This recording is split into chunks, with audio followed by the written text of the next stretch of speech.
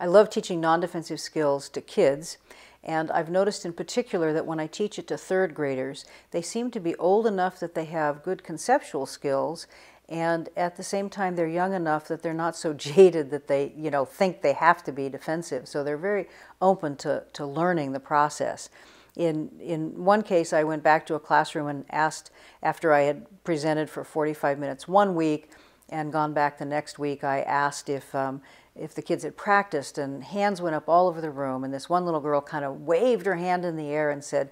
"I practiced that prediction thing." And so she then told us a story about how she set a limit in her own family with her brother. She said, "Well, my brother's in junior high, and he kind of likes to hit me in the morning before he goes to school." And so I told him, because I know that he wants me to catch for him when he practices baseball in the afternoon. So when he hit me, after I learned about that prediction thing, I just said to him, "If you hit me this morning, then I'm not going to catch for you this afternoon." And he quit. And I mean, it was just so simple and so matter of fact. I think the thing that's surprising about it is when someone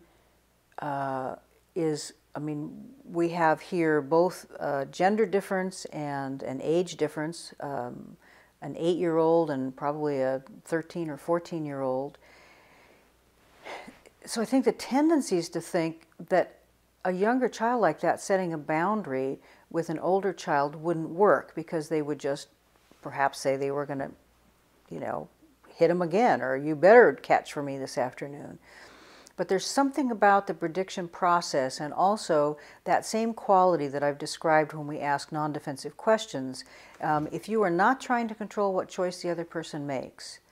and you are simply predicting how you're going to respond, and you're doing it in a relaxed way, I have seen so many times that I begin to believe in the power that even little kids have setting limits with other kids or with older kids, that when they do it, when she said,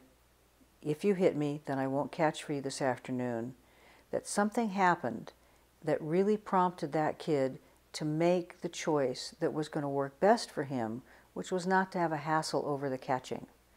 Maybe some part of his brain said, "Well, I could make her catch, but she might not do it very well." Something shifted. And so for me, there is a mandate here for us to begin to teach our children how to set clear boundaries and do it in a way where they're owning their own power, no matter who the other person is, as a way to begin to deal with the incredible problem that we have with bullying that's not only in the schools and on the streets, but also in our own families.